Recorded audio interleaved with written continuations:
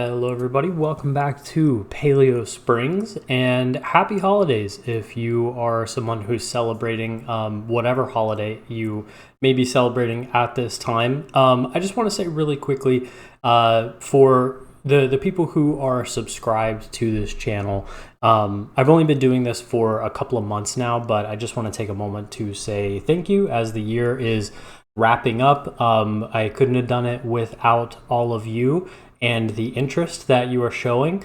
And if you're not subscribed, please feel free to do so. I hate making those sort of announcements at the very top of the episode, but I feel it's important again as the year is wrapping up here, and we're nearing the end of the season. So all of that aside, what we're building here today is the Cave Bear exhibit, and it is a very happy holidays for Prehistoric Kingdom because we got update 13, and that brought us again the Cave Bear, Ursus spelaeus, and the Megalosaurus, that big Irish elk, the big deer, basically. So we're going to be putting both of these into Paleo Springs. This episode, though, of course, is dedicated to the Cave Bear, and the exhibit that I'm building is based off of an image that I found on Pinterest. And this image has the cave bear in what sort of looks like a valley or a ravine. There's very few trees. However, I found out at the end of this video when I put in the cave bears into this habitat, they require some forest in there, and the only way to get that is by having trees. The shrubs and grasses do count, but not nearly as much as a tree does. But I knew that going into this exhibit, one of the things that I absolutely wanted was this area that I'm building right now, and that is a cave, hence the name Cave Bear. I think everything during this Pleistocene time period has the name cave or saber-tooth or something, regardless of whether they actually lived in a cave or not. Cave bears did live in caves in Central Europe and the eastern side of Europe as well. But what I wanted here was something that you'll see sometimes in zoos, and that's a sleeping area viewing area, I guess, that you can have. Basically a place where you can go in and you can see the animals sleeping, chilling out, hanging. Now, one of the things that Prehistoric Kingdom doesn't have that I wish it did, and I think I've said it in a couple episodes before now as well, is one-way glass. So we have this in Planet Zoo, and that one-way glass basically allows you to see in, but the animals can't see out. This is a perfect example of a place where that one-way glass would be sort of required, I guess you could say. These animals in this sleeping area wouldn't want to see people. They wouldn't want to see anybody looking in on them while they're sleeping. That's kind of uncomfortable, even for a human being. You wouldn't want somebody looking in on you while you're sleeping. So yeah, I wish that we had one-way glass, but it is what it is at the end of the day, and we end up using this two-way panes, or these two-way panes here. Maybe they'll add it one day and we'll go back and edit that. Now, you'll notice here that I'm leaving a gap open to have two entrances into this cave area. And that's because in the next episode, we're actually going to be building our big education center. And I'm really excited for that. I've already built it. This, of course, I record these videos ahead of time and put them out as time goes by. But I've already built that education center, and I'm really excited for you all to see it. It turned out really, really good. And that dual entrance there allows for people to go from that education center into this cave right here, and you get your first look at a prehistoric animal in the park. Now, that education center does have an animal in it. We'll again talk about it in the next episode. But for now, one of the main features is that you can see the behind the scenes, quote unquote, of this cave bear habitat. So we're not quite there yet in this episode of the backstage area. But yeah, you can see what I'm doing here pretty much like we've done with every other exhibit that we have here in Paleo Springs, is give a 4-meter gap from that fence line where the guests won't get too close to those animals. And what I'm ending up doing right here is kind of insetting this viewing gallery in just a little bit more to give it a little bit more interest here. And I'm actually rounding off the edges. I don't think we have any rounded off edges in Paleo Springs in the viewing galleries so far. But one of the things that I thought would be really cool, and you can see in some of the screenshots, if you're someone who is watching this coming over from Reddit, then you will have already seen the screenshots. But what it does by having these thin panes of glass here is it kind of frames this area and makes it sort of like a picture. It makes it sort of cinematic, I guess you could say, where the guest can look out into this small forest and see the entrance of the cave there, and then they can see the cave bear there at the somewhere in the exhibit. Yeah, so I really like this. I really like this. One of the things that I do want to talk about, though, very quickly is something that Nigel Marvin actually says in this in the Paleopedia, I guess, for the cave bear, and that's that cave bears were much more vegetarian than their modern day Ursidae counterparts, than modern day bears. And that's very true. And I'll throw up an image right now of a cave bear skeleton or a cave bear skull that we had at the museum that I used to work for. And you can tell by the dentition, the teeth in this cave bear, that it did in fact eat plants majorly. And it did so, with those back molars that would have been used for grinding down that fibrous cellulose material, the plants, basically. And you can see that in a lot of other animals that we'll eventually add into the park here, whether they are from the Cenozoic era or whether they're from the Mesozoic era, the time of the dinosaurs. You'll see that dentition as we go on, and it really helps if you know what those sort of teeth do, just very roughly, of flat molars are for plants and sharp jagged teeth are for meat, very basic, very top level.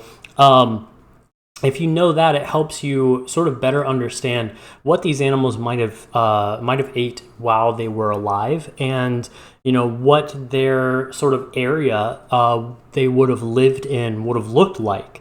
So for the cave bear specifically, again, I wanted sort of the shrubby, planty material there that the cave bear could munch on if it felt so keen to. Now we do end up adding a meat station inside the cave, because a lot of times, even with bears nowadays, you'll find that they'll often drag a carcass or something back to their cave, back to their home, because it's a lot of times where they'll have their children there living and sort of being safe inside that cave. Obviously, we don't have ontogeny yet, but it is very exciting that it is coming. So very quickly, I do want to talk about update 13, because there were a lot of changes that were made to this update, and some of them were great. They were much needed changes. Others, though, were... I still don't know how I feel about them, genuinely. So you can see just right in this video here, if you've been watching the videos on this channel for a little bit, you will have seen the UI from the past videos. And if you need to pause this and go look at one, definitely go do that, because the UI is different and I don't know how I feel about it. It's much more streamlined, yes, but it feels unfinished. And yes, I know this game is still in early access, so the whole thing is unfinished, technically speaking, but I just feel like it's missing a couple of things. I don't really know what. I also have been experiencing more lag in this video, or in this update as well. And you'll see at the end of this speed build here, there's a bit of lag. Actually, I don't know if you will be able to see, because I haven't watched it back that far with the sped up time, but this is sped up like 400 times its normal speed. So maybe you'll notice the lag, maybe you won't. But I've been experiencing some lag in this new update, and yeah, I don't really know how I feel about that in general.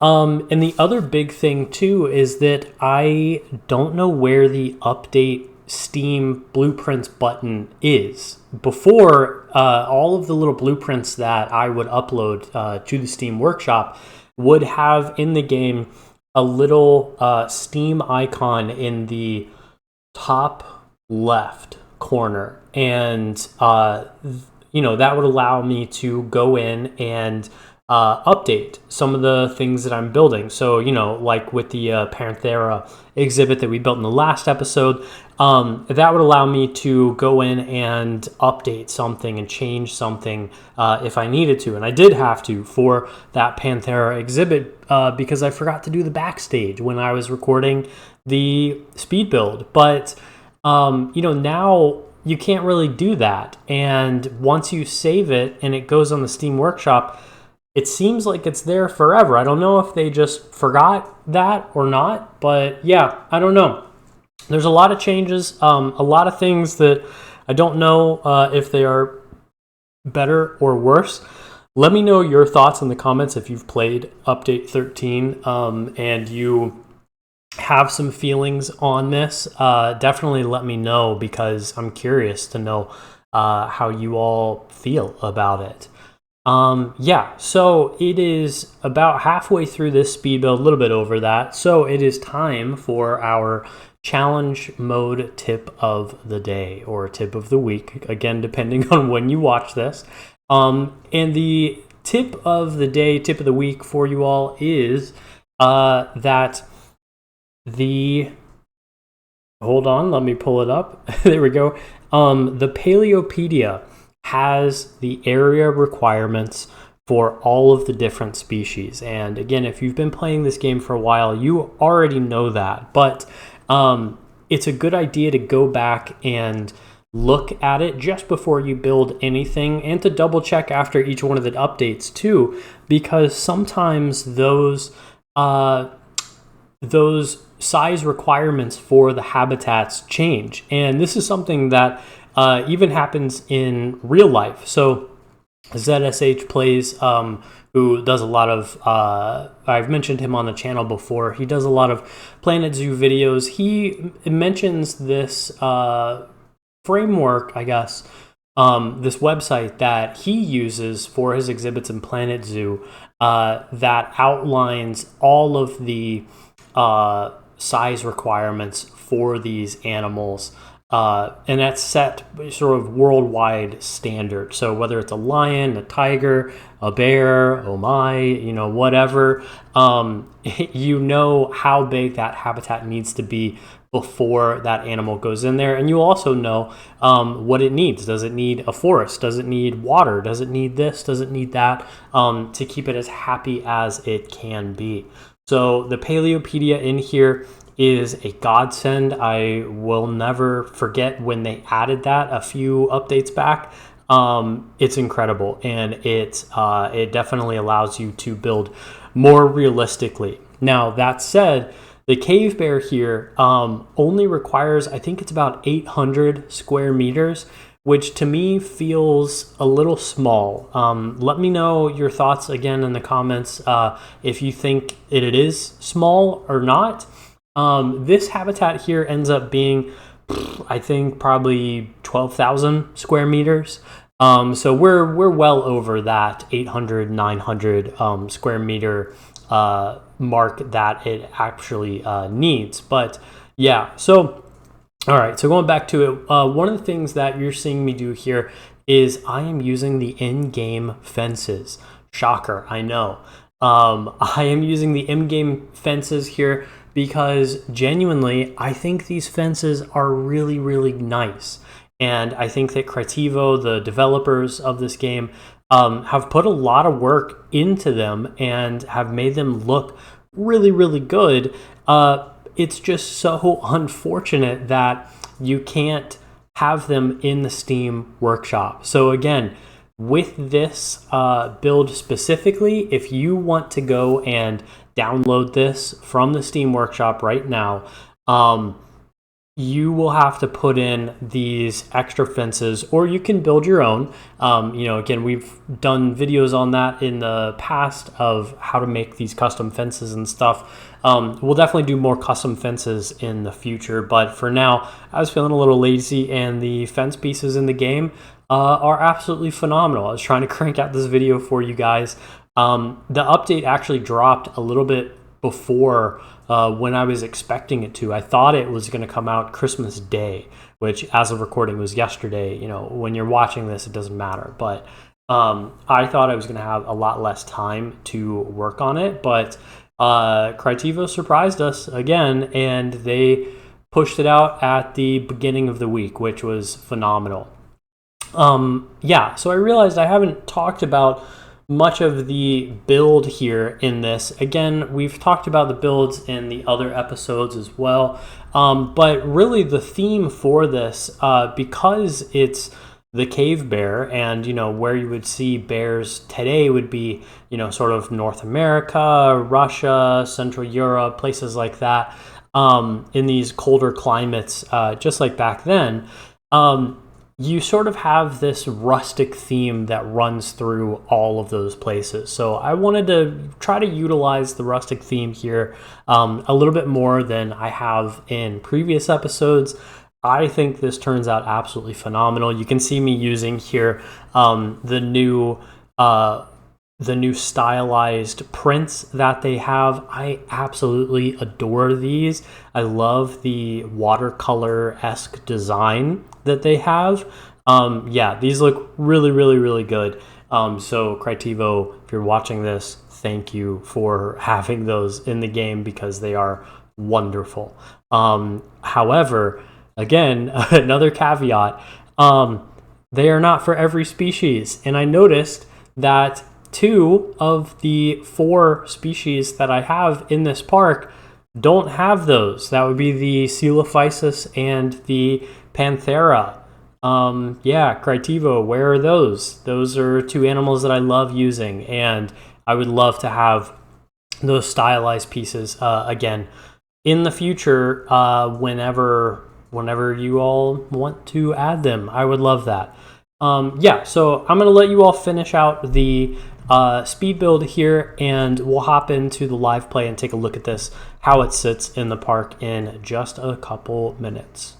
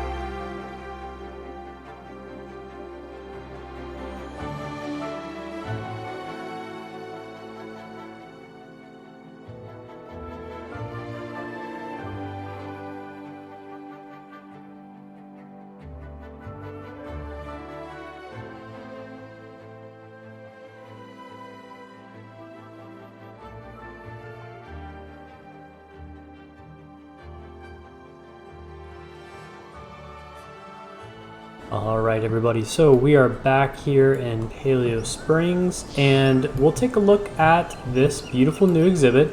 Don't mind the building in the background. That, again, is for next episode. That's our education center. But yeah, you can come in here into this little viewing gallery, and it's just so nice. You know, I didn't know how I felt about the trees at the beginning, because you know, like I said, the inspiration didn't have trees in it, but I'm kind of glad that they require trees. Oh, look at that, he's leaning up against a tree. That's adorable. Yeah, I absolutely love these bears. I wasn't sure about them at first, but you know, I absolutely love them now. Yeah, let me get the UI out of here, sorry about that. Yeah, and this is the color pattern that we chose here with the white neck and the white underbelly and that sort of tannish back there. I really like how this one looks. Actually, my girlfriend is the one that picked out this pattern here. Personally, I was torn between this one and the sort of modern grizzly bear look. I really love all the skins, and same goes for Megaloceros too. I love all of those skins too, but I think I know which one I want when we build that habitat. But yeah, and because we're using the fences here, the in-game fences, they don't really escape as much. I will say there is a bug of some sort, and he's probably going to do it right now. Yep, there he goes. So Critivo, if you're watching this, I'm sure you already know about this bug, but there's a real problem with the animals escaping, and I don't know how to fix it. I've tried numerous things, but the animals just seem to keep wandering out of their habitats and, you know, calling it a day elsewhere. Yeah, he's sitting down. He's mad that I brought him back in, but that's fine.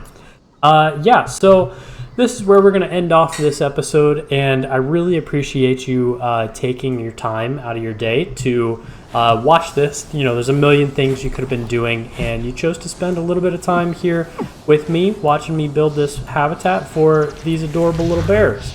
They're not that little. They are bigger than a grown man. But thank you for watching. I will see you all in the next one. Again, for that education center building that we will be making. Yeah, really looking forward to it. So I will see you all then. Bye-bye.